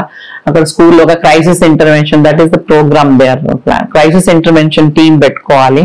ఇమ్మీడియట్ గా క్రైసిస్ డీల్ చేసుకున్న తర్వాత ఇమ్మీడియట్ గా నియర్ బై సైకాట్రిస్ట్ కి రెఫర్ చేయాలి. సో అక్కడ క్లియర్ గా చెప్పాను మేము ప్రతి దాంట్లో. అంటే ఈవెన్ ఇప్పుడు మీకు స్కిజోఫ్రీనియా అన్నాము, దాని లక్షణాలు ఉంటే ఎట్లుంటాయి, బైపోలార్ డిజార్డర్ ఉంటుంది, తర్వాత కాండక్ట్ డిస్టర్బెన్సెస్ ఉంటాయి, తర్వాత ఐడిహెచ్డి ఉంటుంది, యాంగ్జైటీ డిజార్డర్స్, డిప్రెషన్. సో ఇవన్నిటికీ అంటే మినిమం అంటే టీచర్ ఐడెంటిఫై చేయాలి క్లాస్ లో ఎలా డిఫరెన్స్ ఉంటుంది, ఇమ్మీడియట్ గా పేరెంట్స్ అలర్ట్ చేయాలి. ఒకసారి అక్కడే స్కూల్లోనే ఏమన్నా సీరియస్ గా ఏమన్నా క్రైసిస్ అయినప్పుడు క్రైసిస్ ఇంటర్వెన్షన్ టీమ్, స్కూల్లో కౌన్సిలర్. అంటే నా ఇంట్రెస్ట్ ఏంటంటే మ్యామ్, ఇప్పుడు మీతో డిస్కస్ చేస్తున్నప్పుడు according to the world health organisation there are 99 different types of mental health problems అని చెప్పి WHO చెప్తుంది. దీనికి డిప్తిక్ స్టడీ అనేది యాజ్ ఏ కామన్ మ్యాన్ నాకు ఉండకపోవచ్చు, బట్ గిరీష్ ఇది ఒక మనం బాల్ బార్ ఫిగర్ రా, ఇట్లా ఉంటది. ఈ సూర్యుడు ఇంత టెంపరేచర్ వస్తే ఇది ఇక వెండి ఉన్నట్టే కదా అని అన్నట్టు ఒక డిప్స్టిక్ స్టడీ ఉంటుంది. Based on your broad experience, తల్లిదండ్రులకు, ఫ్రెండ్స్ కి, యువకులకు. ఇప్పుడు నేను మా ఫ్రెండ్స్ తో కలిసినా, నేను ఎక్కడన్నా పోయినా, it would really fetch some results. ఒక నిండు ప్రాణం కాపాడినట్టు ఒక ఆశ అవుతుంది అని అన్నట్టు నేను మిమ్మల్ని అడుగుతున్నా మ్యామ్. 99 రికమెండేషన్స్ అంటే is very difficult, but at least ఈ సిమ్టమ్స్ ఫస్ట్ టైం మనిషిని చూసినా ఈ సిమ్టమ్స్ కనిపిస్తే కొంచెం అంటే కదా మ్యామ్, 10 రూపాయలు ఇచ్చి దూరం పోడు బెటర్ గా 10 రూపాయలు ఇచ్చి తలకాయ నొప్పి ఎందుకు చేసుకున్నాడు అని. So how do you? First thing ఏమంటే ఒక స్టిగ్మా ఎక్కువ ఉంది ఇక్కడ మన దగ్గర. అంటే మెంటల్ ఇల్నెసెస్ కు స్టిగ్మా ఎక్కువ అటాచ్ అయి ఉంది. సో ఎవరు బయట చెప్పరు, చాలా మందికి లోపల పెట్టుకుంటారు. బాగున్నా లోపల పెట్టేసుకుంటారు, బయటకు చెప్పరు. ఫ్యామిలీ మెంబర్స్ కూడా అంత తొందరగా కన్సల్టేషన్ రారు. అంటే ఎందుకంటే చుట్టుపక్కల వాళ్ళందరూ కూడా వీళ్ళ ఇంట్లో ఒక మెంటల్ ఇల్ పర్సన్ ఉన్నారు అని అనుకుంటారని చెప్పి, తర్వాత ఫ్యూచర్ లో జాబ్స్ కానీ మ్యారేజెస్ కానీ ప్రాబ్లం అవుతుంది ఇంట్లో ఉంటే. సో అందుకని అంటే క్లియర్ గా బాగా అంటే ఎక్కువ ఉన్నప్పుడే మనకు బయటపడుతుంది. అంటే కొంచెం బాగా మైల్డ్ గా ఉన్నప్పుడు ఐడెంటిఫై చేయాలంటే యాక్టివ్ గా మనం ఇంటర్వ్యూ చేసినప్పుడే చేయగలము. కొంచెం ఎక్కువ ఉన్నప్పుడు అంటే ఇప్పుడు విత్డ్రావల్ ఉంటారు. ఇప్పుడు డిప్రెషన్ ఉందనుకో, ఎవరితో మాట్లాడడానికి ఇష్టపడరు, అసలు హాల్లో కూడా రారు, ఎవరైనా ఇంటికి వచ్చినా కూడా వాళ్ళతో మాట్లాడరు, ఐసోలేటెడ్ గా ఉంటారు. అట్లనే ఏకాంతంగా అంటే చదువుతారంటే అట్లా చదువులోనేమో గ్రేడ్స్ పడిపోతూనే ఉంటాయి అన్నమాట. ఎవరితో స్కూల్లో కూడా ఒక మూల కూర్చోవడం, ఎవరితో అంతకుముందు బాగా అందరితో ఇంటరాక్ట్ బాగా ఆడుకునే పిల్లలు సడన్ గా ఒక్కరుగా ఉండడం, ఎవరితో మాట్లాడకుండా ఉండడం, లేకుంటే ఒకరే కూర్చొని ఏడ్చుకోవటం. సో ఇలాంటివి లక్షణాలు ఉన్నప్పుడు వెంటనే టీచర్స్ అలర్ట్ అవ్వాలి. చిన్న చిన్న భయపడిపోవడము, ఏమో జరిగిపోతుంది ఏమో అయిపోతుంది అని. ఒక అమ్మాయి ఉండదండి, ఆమె ఇంటికి స్కూల్కి వస్తే వాళ్ళ అమ్మాయికి ఏమో అవుతుందని భయం అనమాట ఆ పాపకు. స్కూల్ రిఫ్యూజల్, స్కూల్కి ఎందుకు వెళ్ళట్లేదు అనేది వాళ్ళ అమ్మ తిడుతున్నారు, కొడుతున్నారు, పోవట్లేదు. లాస్ట్ మా దగ్గర కూర్చోబెట్టి అడిగితే ఇంట్లో ఏమో అయిపోతుంది మా అమ్మకు నేను స్కూల్కి వెళ్తే, కాబట్టి అమ్మతోనే ఉండాలి అనేది అనమాట ఆ అమ్మాయి భయం. సో ఎందుకు అలా భయం ఏర్పడింది అన్నది మనం ఇంకా డ్రిల్ చేసి చూడాలి. అంటే ఏదో జరిగి ఉంటుంది, లేకపోతే ఆ పాపకు అట్లా భయం కాదు కదా. సో అంటే గ్రాస్ గా బాగా కొంచెం చేంజ్ వచ్చినప్పుడు మనకు తెలుస్తుంది అనమాట. ఐడెంటిఫై చేయడం అంటే మెయిన్ గా బాగా స్కూల్ పిల్లల్లో మెయిన్ ఏంటి, విత్డ్రాను, స్కూల్లో అంటే బాగా చదివి సడన్ గా డ్రాప్ అయిపోవడం, అది. సో కాంటాక్ట్ డిస్టర్బెన్సెస్ అవి ఎట్లా అంటే వాళ్ళ చిన్నప్పటి నుంచి అందరినీ కొట్టడం, క్లాసులో పిల్లలను చిన్న చిన్న దొంగతనాలు చేయడము, అబద్ధాలు చెప్పడము, ఇక్కడ టీచర్కి అబద్ధాలు చెప్తారు, ఇంట్లో అబద్ధాలు చెప్పడము, అప్పటి నుంచి ఏడిపించడం, అలాంటివన్నీ. యానిమల్స్ పట్ల క్రూయల్ గా ఉండడము, అంటే చిన్న చిన్న పెట్ యానిమల్స్ పట్ల గట్టిగా దాన్ని హింసించడం. సో ఇలాంటివన్నీ చిన్న ఏజ్ లోనే డ్రగ్స్ కు వైపుకి వెళ్ళడము, అలాంటివన్నీ చేస్తుంటారు. కాంటాక్ట్ డిస్టర్బెన్సెస్ ఉంటాయి. వాళ్ళ ఫ్యూచర్ లో తెలియదు మనకు డిసోషల్ పర్సనాలిటీ లాగా తయారవ్వచ్చు, అంటే యాంటీ సోషల్ పర్సనాలిటీలో. అంటే క్రైమ్ వాళ్ళకి ఎక్కువ క్రైమ్ వైపు వెళ్ళడం, సైకోపాస్ అంటాం కదా, క్రైమ్ వైపుకి వెళ్ళడము, యాంటీ సోషల్ యాక్టివిటీ చేయడము. వాళ్ళకి ఎంతసేపు దాంట్లో ఎంజాయ్మెంట్ వస్తుంది అనమాట. లా బ్రేక్ చేయాలి, ఒకరిని హింసించాలి, అట్లాంటివన్నీ. సో అవి ఎంజాయ్మెంట్ ఇస్తుంటాయి అన్నమాట. అంటే ఆ గ్రూప్ అలా వెళ్తుంది ఒక్కొక్కసారి, మల్టిపుల్ డ్రగ్స్ తీసుకోవటము అట్లా.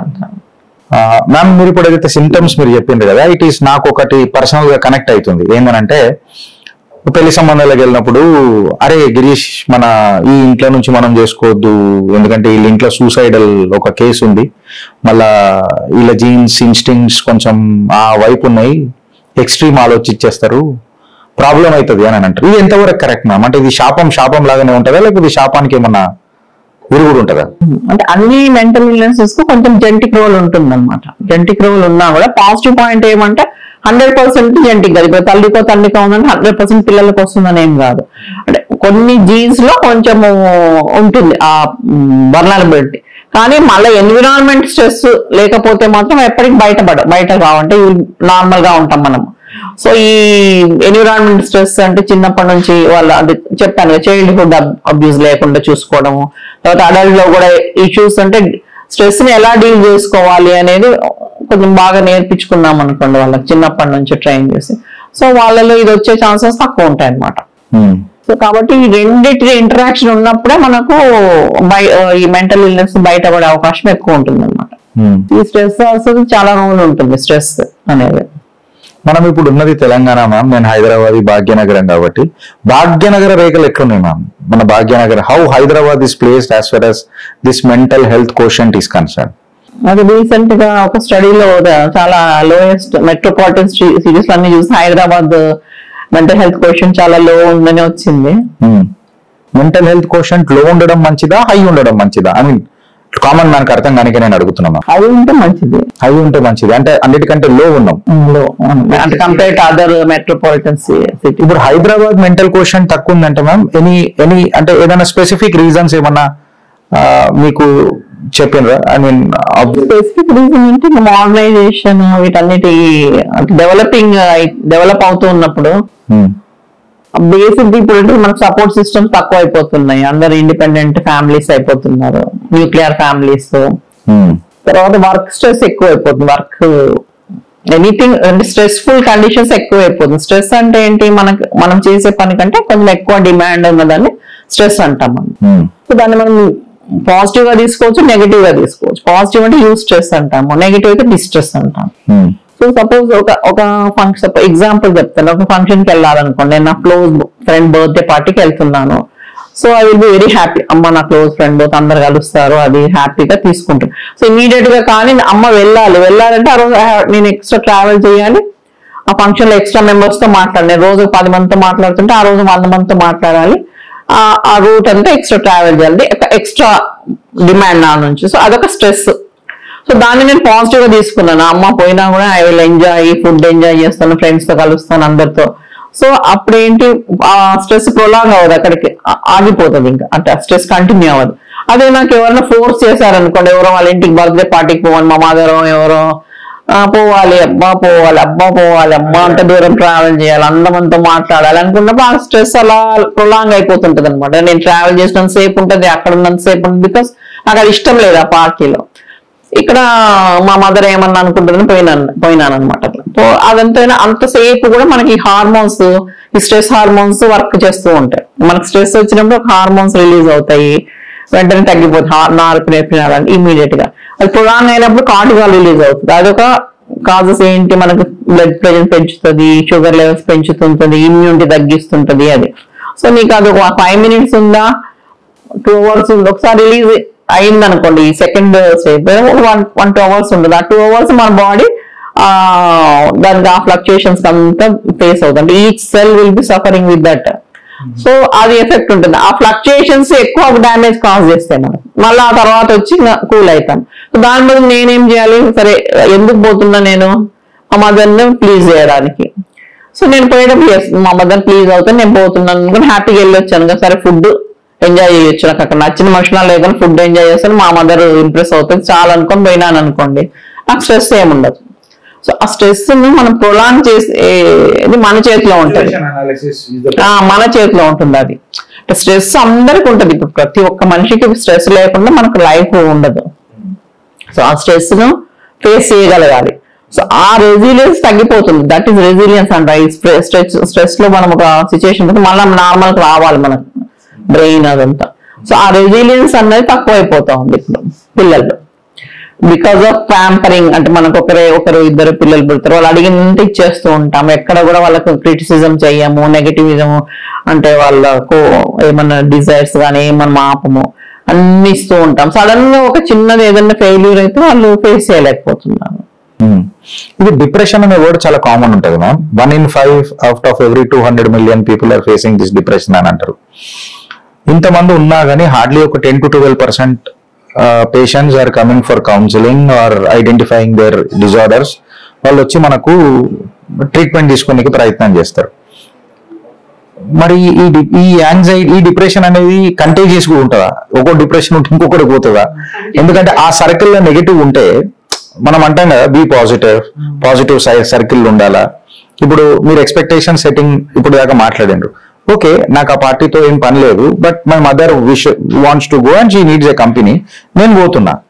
You are converting the stress. మా మార్కెటింగ్ లో it's a sale, it's batch marketing అని అనుకోమని అనుకో. ఇప్పుడు నేనేమంటున్నా మేడం అని అంటే, ఈ డిప్రెషన్ సర్కిల్ ఉంటే ఇది కూడా కంటేజియస్ అవుతుందా? కంటేజియస్ ఏమి ఉండదు, కానీ అన్యూజువల్ సిచ్యుయేషన్ అంటే చాలా డిపెండెంట్ మదరు చైల్డ్ వాళ్ళు మాత్రమే ఒక గ్రూప్ లాగా ఉంటారు, ఎవరితో కలవకుండా. మదరు చైల్డ్ అనుకోండి, ఎవరితో కలవరు, ఫ్యామిలీతో కలవరు, ఎవరితో. అలాంటప్పుడు ఒక్కొక్కసారి మదర్కి అలా ఉన్నప్పుడు వీళ్ళు మోడలింగ్ చేస్తారు, అంటే యాంగ్జైటీ గానే ఉన్నాం మోడలింగ్ లాగా. అంటే అమ్మ అట్లా ఉంది, మనం అట్లనే ఉన్నాం అంటే వాళ్ళకి తెలియదు కదా బయట ప్రపంచం, అట్లా చేయడం అలా ఉంటుంది. కానీ డైరెక్ట్ గా కంటేజియస్ అయితే ఏం కాదు. డిప్రెషన్ కానీ anxiety any mental illness contagious కాదు. ఇంకొకటి మ్యామ్, ఈ వల్నరబుల్ గ్రూప్స్ ఉంటాయి, especially women, breakup women, mothers, breakup marriages and senior citizens. అంటే for example the treatment what a women gets today at a stage, very young stage, at a ఒక age వచ్చేసిన తర్వాత ఈ transitions కి కూడా ఈ dopamine kick in అవుతుందా, depressions కి గురి చేసే ఛాన్సెస్ ఉంటాయి? యూజువల్ గానే విమెన్ లో డిప్రెషన్ అవి ఎక్కువ, యాంగ్జైటీ అండ్ డిప్రెషన్ కొంచెం ఎక్కువ ఉంటుంది బికాస్ ఆఫ్ హార్మోనల్. మనకి ప్రీ మెన్స్ట్రువల్ పీరియడ్ లో హార్మోనల్ చేంజెస్ వల్ల కానీ, మెనోపాజ్ అప్పుడు ఆ హార్మోనల్ చేంజెస్ వల్ల డిప్రెషన్ వస్తుంది. అది ఓల్డ్ ఏజ్ లో అయితే మేల్ ఆర్ ఫీమేల్ మళ్ళీ డిప్రెషన్ ఎక్కువ అవుతుంది అంటే because of current life style అనుకోండి. అంటే చిల్డ్రన్ తోటి ఉండరు చాలా మంది, వాళ్ళు ఫార్ ఆఫ్ ఉంటారు, ఉన్నా కూడా కొంచెం ఐసోలేషన్ ఎక్కువ అయింది కదా, వాళ్ళ రూమ్ సపరేట్, వాళ్ళకి అట్లా ఉంటుంది. ఇంకొకటి ఏమంటే వాళ్ళ డల్నెస్ దాన్ని మాస్క్ అయిపోతుంది, ఏజ్ చేంజెస్ అనుకుంటారు. ఏజ్ వస్తుంది అందుకని డల్ అయ్యాడు, ఏజ్ వస్తుంది అందుకని ఎక్కువ మాట్లాడటం లేదు అలా అని అంటే గుర్తించాం మనం. యంగ్ వాళ్ళు ఇప్పుడు యాక్టివ్ ఉన్న వాళ్ళు సడన్ కొంచెం డల్ అయితే వెంటనే గుర్తించి అలా ఉన్నామంటాం. అదే ఓల్డ్ పీపుల్ ఉంటే సరే వాళ్ళకి ఏదో ఏజ్ చేంజెస్ ఉంటాయి, రాను రాను కొంతమంది హుషారు ఉండరు కదా అనేది. తర్వాత ప్రజెంటేషన్ కూడా వాళ్ళకి మాస్క్ డిప్రెషన్ అంటే ఈ ఏమంటారు కాగ్నిటివ్ డెఫిషియన్స్ లాగా, అంటే మెమరీ డిస్టర్బెన్సెస్ అట్లా ప్రెజెంట్ అవుతుంది. లేకపోతే బాడీ పెయిన్స్ లాగా అట్లా ఎక్కువ, అట్లా ఇరిటబిలిటీ అట్లా ఉంటుంది అనమాట. ఉమెన్ మాట్లాడినప్పుడు ma'am I mean post partum depressions అని చెప్పి మాట్లాడతారు. అంటే ఈ టర్మ్ నాకు కొంచెం my sister also being a gynaec etcetera etcetera కొంచెం నాకు తెలుసు. అంటే మామూలుగా అందరిలో post partum depression, post partum అంటే వ్యూవర్స్ కోసం డెలివరీ తర్వాత 6 weeks వరకు దాన్ని పోస్ట్ పార్టమ్ పీరియడ్ అంటాం. అప్పుడు ఏమంటే బాడీలో చేంజెస్ అన్ని చిన్నగా నార్మల్ కి వస్తూ ఉంటాయి. తర్వాత డెలివరీ వాళ్ళు అండర్గోయిన స్ట్రెస్ దాని వల్ల మామూలుగా పోస్ట్ పార్టమ్ బ్లూస్ అంటాం. ఫస్ట్ 1 week లో చాలా మంది కొంచెం డల్, డిప్రెస్ అట్లా ఉంటారు. బట్ అది న్యాచురల్ గా 80% ఆఫ్ ద మెంబర్స్ రికవర్ అయిపోతారు. కొంతమందిలో ప్రొలాంగ్ అయిపోయి పోస్ట్ పార్టమ్ డిప్రెషన్ లోకి వెళ్ళిపోతారు. డిప్రెషన్ లోకి అలా అంటే 6 months అట్లా కూడా ఉంటారు. కొంచెం అంటే బేబీని కూడా కేర్ తీసుకోలేకపోవడము, చాలా డల్ గా ఉండడము అట్లంతా. ఇంకా పోస్ట్ పార్టమ్ సైకోసిస్ అంటాం. సైకోసిస్ అంటే ఇంకా సివియర్ గా ఉంటుంది. ఏదన్నా ఉంటుందా మ్యామ్? అంటే దీనికి హైయెస్ట్ రిస్క్ ఏమంటే యాంటీనేటల్ డిప్రెషన్. యాంటీనేటల్ పీరియడ్ లో మీరు డిప్రెషన్ ఫీల్ అయ్యారు అంటే ప్రెగ్నెంట్ గా ఉన్నప్పుడు. ప్రెగ్నెంట్ గా ఉన్నప్పుడు ఏదైనా డిప్రెషన్, తర్వాత ఆ ప్రెగ్నెన్సీ అప్పుడు స్ట్రెస్ ఫ్యాక్టర్స్ ఉంటాయి కదా వాళ్ళకు. అంటే ఒకసారి ఇంట్లో పరిస్థితులు, డొమెస్టిక్ వైలెన్స్, ఇంటిమేట్ అంటే భార్యాభర్తల మధ్య వైలెన్స్ అట్లాంటివి, తర్వాత సపోర్ట్ లేకపోవడము, లేకపోతే తర్వాత కన్సర్న్ ఎక్కువ. వీళ్ళు జాబ్ చేస్తుంటారు. రీసెంట్ గా అయితే మాకు ఎక్కువ అలాంటి పోస్ట్ మార్టం కేసులు నేను ఈ రీసెంట్ గా 2-3 చూసాను. ఏమంటే ఈ జాబ్ చేస్తున్నారు వీళ్ళు, డెలివరీ అయినాక బేబీ కేర్ ఎలా చూస్తే ఇప్పుడు ఏంటి, ఇప్పుడు థర్డ్ అంటే మా ముందు జనరేషన్ వాళ్ళు, అంటే మా జనరేషన్ వాళ్ళు జాబ్స్, ఇప్పుడు మా డాటర్ ఇన్ లా అనుకోండి, వాళ్ళు డెలివరీ అయినప్పుడు చూసుకోవడానికి మదర్ ఇన్ లా, మదర్ కూడా జాబ్ చేస్తుంటారు. చూసుకునే వాళ్ళు ఉండటం లేదు. సర్వెంట్ మెయిడ్స్ మీద డిపెండ్ అవ్వాలంటే భయపడతారు. సో దాంతో సివియర్ యాంగ్జైటీలోకి వెళ్తున్నారు వాళ్ళు. జాబ్ అంటే 3 months అయింది, ఇంకా మెటర్నిటీ లీవ్ అయిపోతుంటే 6 months అవుతుంది, ఇంకా జాయిన్ అవ్వాలి, ఎట్లా ఎవరు చూసుకుంటారు ఎలా చూసుకుంటారు అని. సో ఆ బేబీ కేర్ గురించి బాగా కన్సర్న్ ఉంటుంది. తర్వాత ప్రెగ్నెన్సీలో ఏమైనా కాంప్లికేషన్స్ వస్తాయి కదా ఒక్కొక్కసారి వాళ్ళకి. ప్రెగ్నెన్సీ వలన హైపర్ టెన్షన్ రావడం, కొంతమందికి డయాబెటీస్ రావడం, అనీమియా అట్లాంటివి, తర్వాత బేబీ రిలేటెడ్ కాంప్లికేషన్స్ ఉంటాయి కొన్ని. సో అలాంటప్పుడంతా కూడా ఈ రిస్క్ ఎక్కువ ఉంటుంది అనమాట.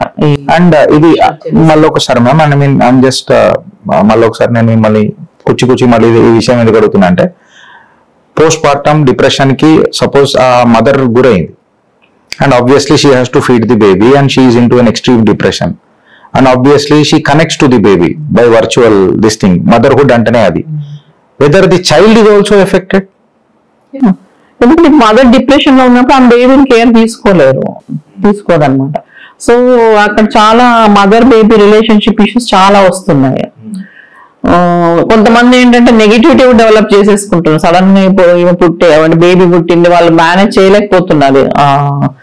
అంటే అలా అంటే డెలికేట్ గా పెరగడము, ఇవన్నిటి వల్ల ఆ బేబీని చూసుకుంటూ జాబ్ చేసుకుంటూ మళ్ళీ ఇంట్లో వర్క్ అవి చేసుకోలేక సపోర్ట్ లేదనుకోండి, ఈ పిల్ల అనవసరంగా వచ్చిందే మాకు, పిల్లతో ఇంత పని ఎక్కువ అవుతుంది అనుకోని ఆ నెగిటివిటీ డెవలప్ చేసుకోవటము, అది ఒక కేసు యాక్చువల్ గా మేము చూసామన్నమాట.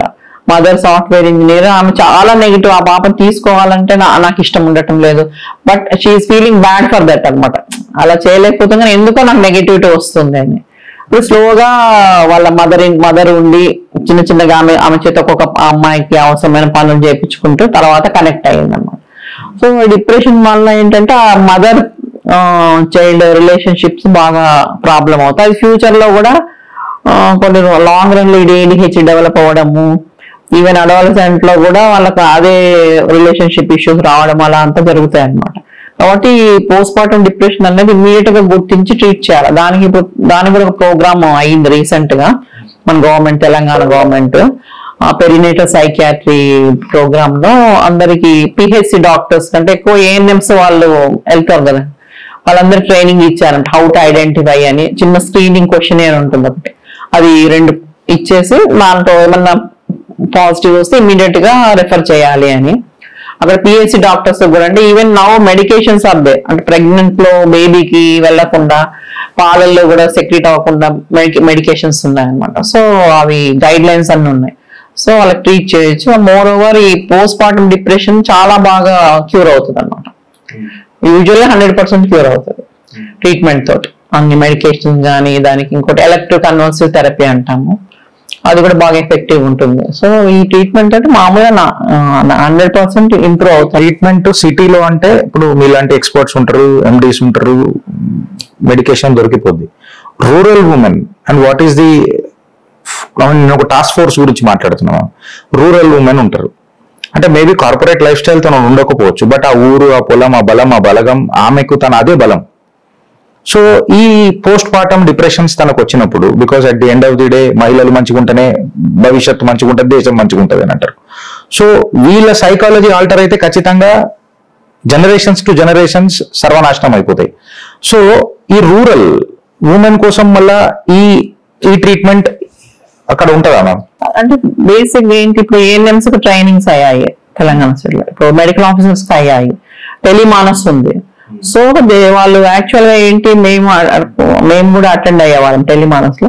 సో ఆ ఉమెన్ అక్కడికి వచ్చిన తర్వాత డైరెక్ట్ గా వాళ్ళు చెప్పలేకపోవచ్చు, కానీ ఏదో సమ్ ప్రాబ్లం ఉందని వన్స్ ANM ఐడెంటిఫై చేసి PHC డాక్టర్ కి వస్తుంది. PHC doctor can connect to us. వాళ్ళు మనం ఒక 2-3 క్వశ్చన్స్ అడిగినా కూడా పేషెంట్ అడిగి మళ్ళీ మనకి ఎక్స్ప్లెయిన్ చేసి మెడిసిన్స్ పెట్టడం అవి జరుగుతాయి. జనరల్ గా చిన్న ర్యాపిడ్ ఫైర్ అనుకోండి మ్యామ్, వర్కింగ్ ప్రొఫెషనల్స్ కి మీరు ఎట్లాంటి స్ట్రెస్ చూసిండ్రు జనరల్ గా, అండ్ రీజన్స్ ఏముండొచ్చు? అంటే వర్కింగ్ లో ఎక్కువ యాంగ్జైటీ డిజార్డర్స్ ఎక్కువ చూస్తాము అన్నమాట. అంటే burnout, next anxiety disorders. So యాంగ్జైటీలో ఏమంటే మామూలు వాళ్ళకి అన్నిటికీ తెలియకుండానే భయం రావడం, భయం అనిపించడము, పానిక్ అటాక్స్ అంటాం. పానిక్ అటాక్స్ అంటే sudden severe heart beat fast అయిపోతుంది, తర్వాత గొంతు ఎండిపోవడము, చేతులు వణికినట్టు అయిపోవడము, ఊపిరి అందనట్టుగా ఉండడం, ఆ క్షణం చనిపోతామేమో అన్నట్టు ఇమీడియట్ గా they will go to casual అంటే ఎమర్జెన్సీ డిపార్ట్మెంట్ కి వెళ్ళిపోతారు. సో అక్కడ అన్ని నార్మల్ ఉంటాయి, అని నార్మల్ అయిపోతుంది. మళ్ళీ అది కూడా మామూలు 40-45 minutes అది సబ్సైడ్ అవుతుంది. కానీ రిపీటెడ్ అటాక్స్ రావడము, తర్వాత మళ్ళీ వస్తుందేమో అని ఒక భయం ఏర్పడుతుంది. తర్వాత దేని మీద కాన్సన్ట్రేషన్ చేయలేరు, స్లీప్ డిస్టర్బెన్సెస్ బాగా వస్తాయి అనమాట. సో ఈ యాంగ్జైటీ డిజార్డర్ వర్క్ ప్రెషర్ వల్ల వస్తుందా, లేకపోతే ఈ మళ్ళీ ఈ చెడు అలవాట్లు? వర్క్ ప్రెషర్, మెయిన్ గా వర్క్ ప్రెషర్ తో వస్తుంది. ఈ ఆల్కహాల్ కూడా ఎక్కువ వీకెండ్స్ లో తీసుకోవడం వల్ల అడిషనల్ గా అవుతుంది. స్లీప్ డిప్రైవేషన్ ఎఫెక్ట్ ఎంత ఉంటుంది మ్యామ్ జనరల్ గా ఈ యాంగ్జైటీ, స్ట్రెస్ అండ్ ఈ స్లీప్ అనేది చాలా చాలా important.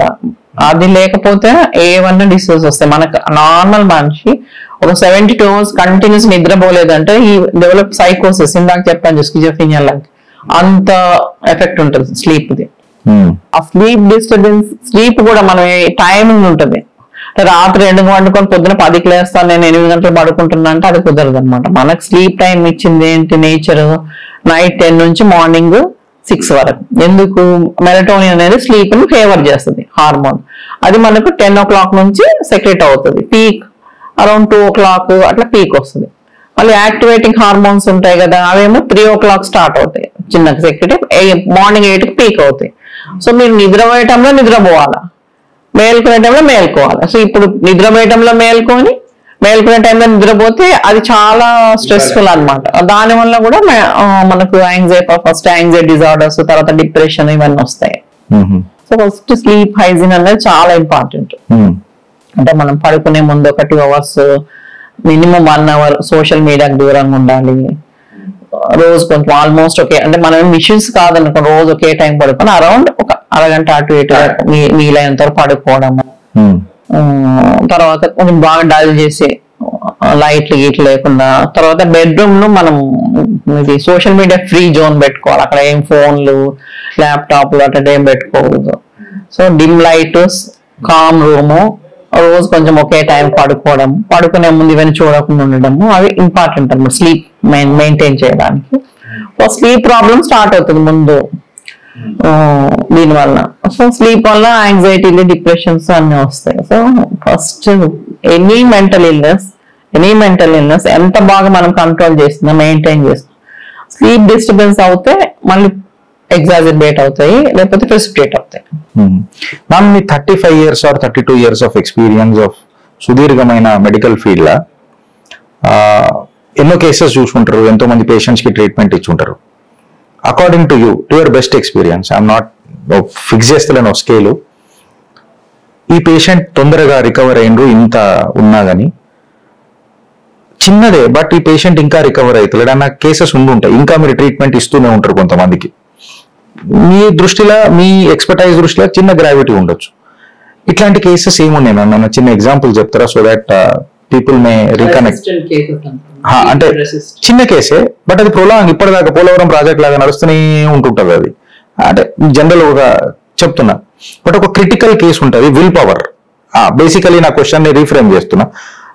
Will power, how does it play to come out of this, ఏమంటారు, ఈ నార్కోటిక్స్ నుంచి కానీ, డిప్రెషన్స్ నుంచి కానీ, యాంగ్జైటీ డిజార్డర్స్ నుంచి కానీ?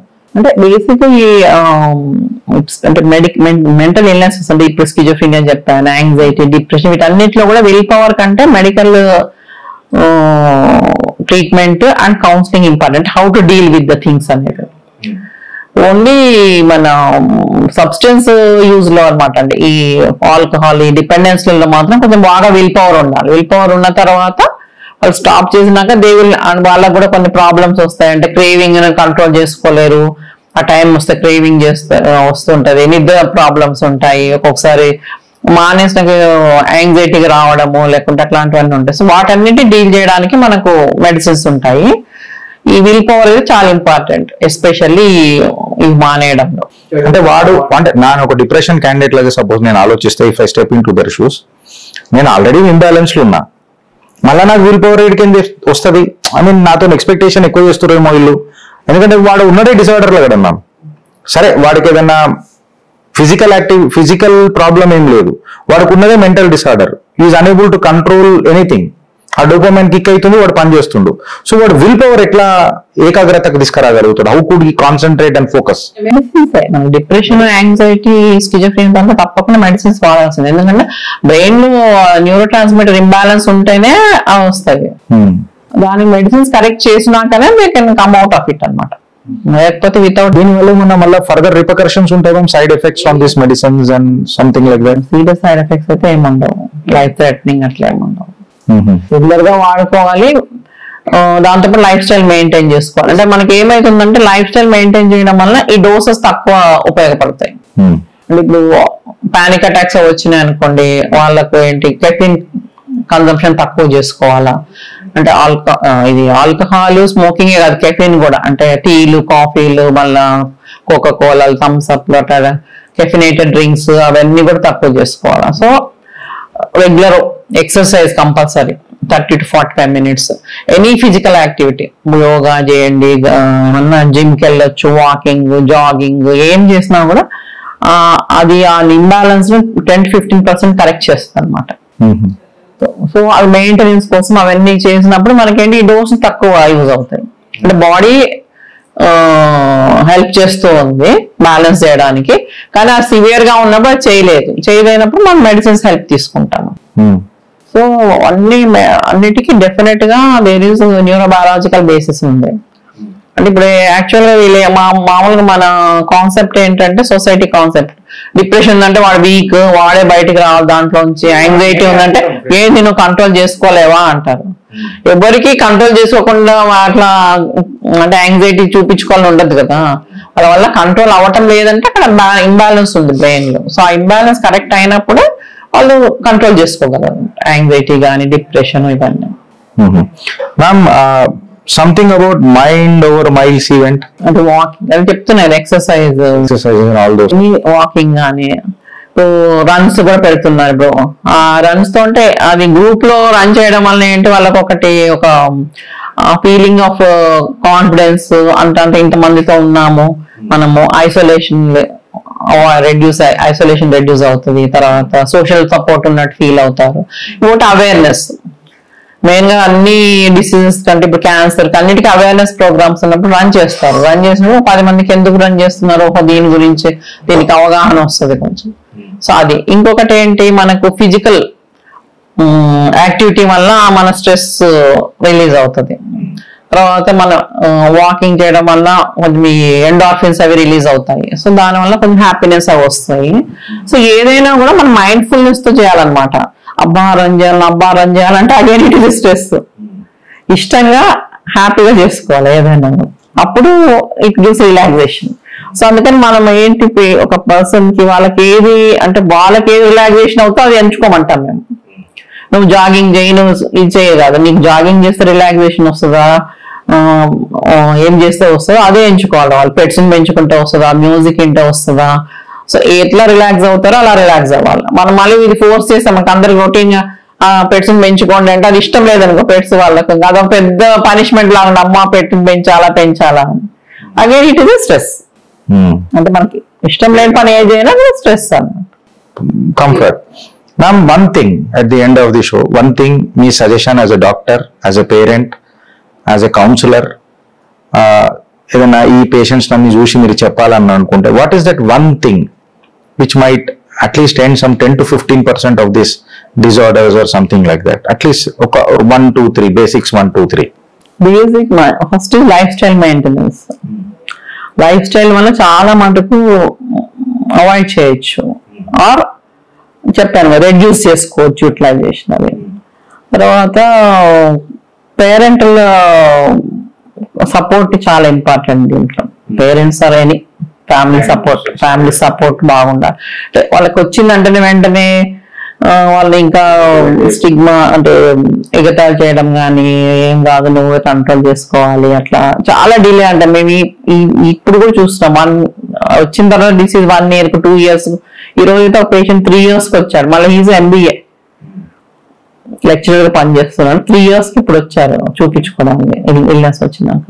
సో ఇమీడియట్ కన్సల్టేషన్, అంటే స్టిగ్మా అవేం లేకపోతే ఎప్పుడైనా వచ్చినప్పుడు ఇమీడియట్ గా వెళ్ళి ఒక కన్సల్టేషన్ తీసుకోవడం వల్ల నష్టం ఏం లేదు కదా. So life style maintenance when ever మనకి ఏమన్నా అనిపించింది అనుకో, తేడా అనిపిస్తే వెంటనే పోయి అడ్వైస్ తీసుకొని ప్రాపర్ అడ్వైస్ తీసుకొని దెన్ అది ఫాలో అవ్వచ్చు. So treatment as per guide lines continue చేయాలి. అంటే కొన్ని డిసీజెస్ కు లైఫ్ లాంగ్ ఉంటాయి మెడికేషన్, కొన్నిటికి అంటే 3 months 6 months అట్లా ఉంటది కోర్సు. సో చాలా మంది ఏం చేస్తారంటే సడన్ గా మానేస్తారు, వెంటనే కొంచెం ఇంప్రూవ్ అవగానే మానేస్తారు. అది కోర్స్ లాగా తీసుకోవాలంటే తీసుకోవడం. నెక్స్ట్ క్వశ్చన్ అదే ఉండే మ్యామ్. ఎందుకంటే ఇప్పుడు ఫర్ ఎగ్జాంపుల్ నేను నా టైప్ ఆఫ్ సైకాలజీ పర్సన్ తీసుకుంటే, మీరు counsellor, you being a counsellor, నేను మీ దగ్గరకు వస్తా, మీరు నాకు కౌన్సిలింగ్ ఇస్తారు. ఆబ్వియస్ గా పేషెంట్ మంచి చేయాలనే ఉంటుంది ఎవరికైనా. బట్ ప్రాబ్లమ్ ఈజ్ నేను రిసిప్టివ్ ఉండాలా.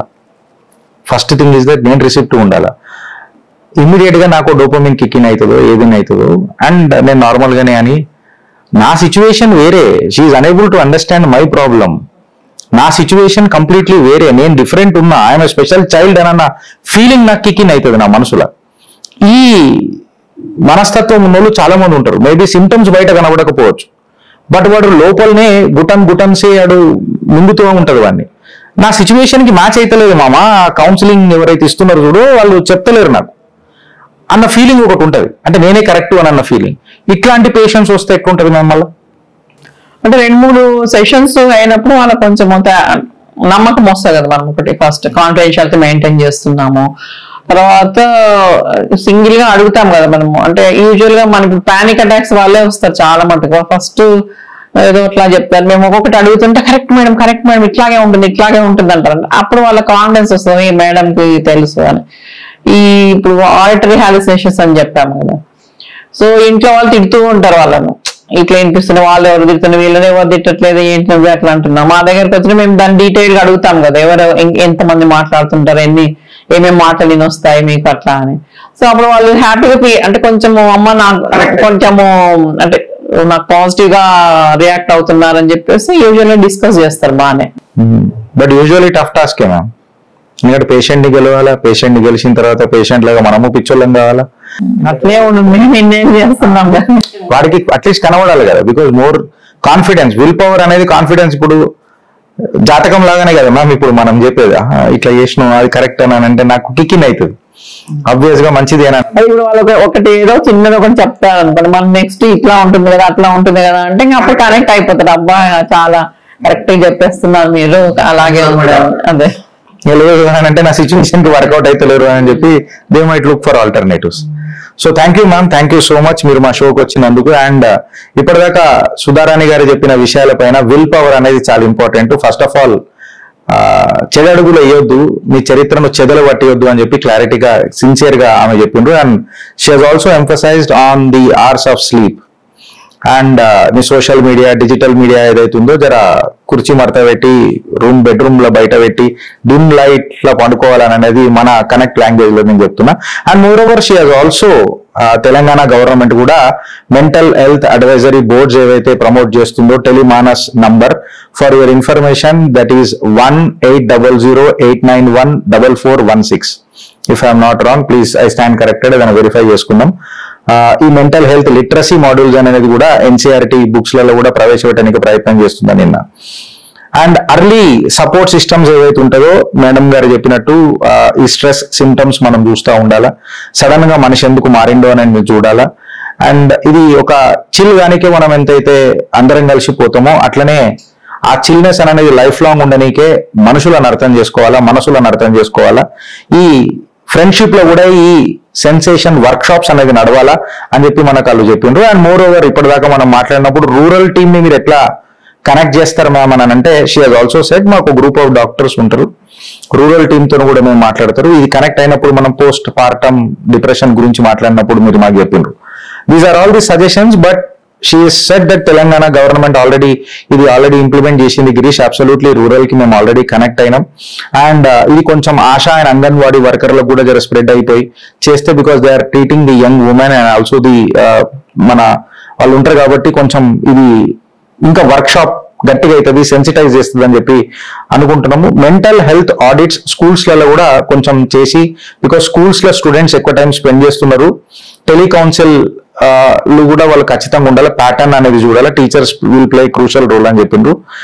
సోషల్ మీడియా ఎస్పెషలీ ఈ కంపారిజన్ యాటిట్యూడ్స్, నేను నాకు ఐఐటీలో సీట్ రాలే, తను సమప్ చేస్తున్నాను నేను సుధారాణి గారు చెప్పిన విషయాలని, ఈ మీడియా కంటెంట్ చూసి నేను మాట్లాడలేకపోతున్నా, లేదా నాకు సీట్ రాలేకపోయింది, నాకు ఆ పబ్లిసిటీ రాలేకపోయింది, నేను లేకపోయినా, నేను అననే నుంచి మన అననే ఒక న్యూక్లియర్ ఫ్యామిలీస్ వదిలిపెట్టి ఒక కన్సాలిడేటెడ్ ఫ్యామిలీస్కి వచ్చి ఒక ఇంక్లూజివ్ అప్రోచ్కి వస్తే నాకు తెలిసి మీకు కౌన్సిలర్ కంటే ఎక్కువ మీ కాంపిటెన్సీ పెరుగుతుంది అని చెప్పి ఆమె చెప్పిండ్రు. వే ఫార్వర్డ్ గా there are policy makers, there are parents, there are schools, and there are media outlets, and there are doctors, and there are counselors, but at the end of the day it is you who have to survive and to live, and it is your willpower which makes you or gives you success. Thank you Sudharani గారు, ఇంత మంచి awareness programme మీరు మాకు conduct చేసినందుకు. And obviously అప్పుడప్పుడు మేము మిమ్మల్ని ఇబ్బంది పెడతా ఉంటాం, ఇద్దరు ఎనీ సటన్. Thank you so much. And friends, ఇంత మంచి షో మనం అందరం చూసిన తర్వాత ఆబ్వియస్ గా మనము ఈ ప్రోగ్రామ్ తన కీలక టైం మనకు స్పెండ్ చేసిన సుధారాణి గారు కూడా మనం మాటియాల. ఆబ్వియస్ గా please block your calendars on 9th November Gachibowli stadium నుంచి పొద్దున 6 గంటలు మన అందరి హెల్త్ కోసం ఒక ప్రోగ్రామ్ రన్ చేస్తున్నారు. ఆరెంజ్ హబ్ వారి యాడ్ లైఫ్ ట్రస్ట్ స్పాన్సర్ చేస్తున్న ఈ ప్రోగ్రామ్ కి మీరందరూ పార్టిసిపేట్ చేస్తారని అనుకుంటున్నాను. ఆబ్వియస్ గా యూ విల్ ఫైండ్ చిత్రగుప్తే.